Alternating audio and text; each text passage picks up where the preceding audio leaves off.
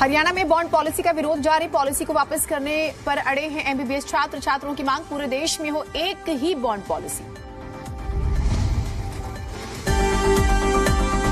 हरियाणा में bond policy को लेकर मेडिकल छात्रों का धरना जारी है। सोनीपत के गुहाना में भी महिला मेडिकल कॉलेज में छात्राओं का आंदोलन चल रहा है। अपनी मांगों को लेकर एमबीबीएस के छात्र धरने पर बैठे हुए हैं और सरकार से बॉन्ड पॉलिसी को रद्द करने की मांग पर अड़े हुए हैं। कहना है इनका, पूरे देश में एक ही बॉन्ड पॉलिसी होनी चाहिए। 1 महीना और 14 दिन पूरे हो चुके हैं। यहाँ पे लगातार दिन रात धरना कर रहे हैं। मांग सिर्फ इतनी सी है कि जो बॉन्ड पॉलिसी है वो इतना अगर एक तरफ से सरकार की तरफ से ब्लंडर ही है। वो आम इंसान जो आम नागरिक हैं, उनके बच्चे इतने पैसे नहीं अफोर्ड कर सकते। मांग वही थी कि बॉन्ड पॉलिसी को वापस लिया जाए, लेकिन आज धरने का 44वां दिन है, लेकिन अब तक वही है कि हमारी मांगे नहीं सुनी गई हैं।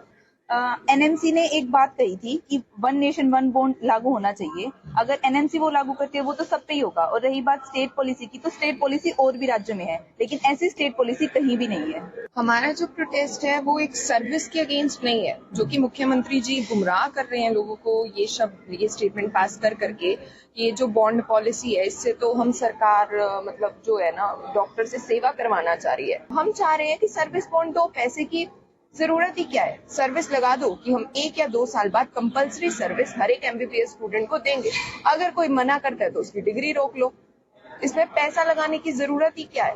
कुछ अनअवॉइडेबल सर्कमस्टांसेस हो जाते हैं जिनके लिए एक स्पेसिफिक रूल देना चाहिए सरकार को, लेकिन उसके अलावा कंपलसरी सर्विस हर एक एमबीबीएस स्टूडेंट खुद सर्विस की डिमांड कर रहा है, तो सरकार क्यों अपने शब्दों से पलट रही है।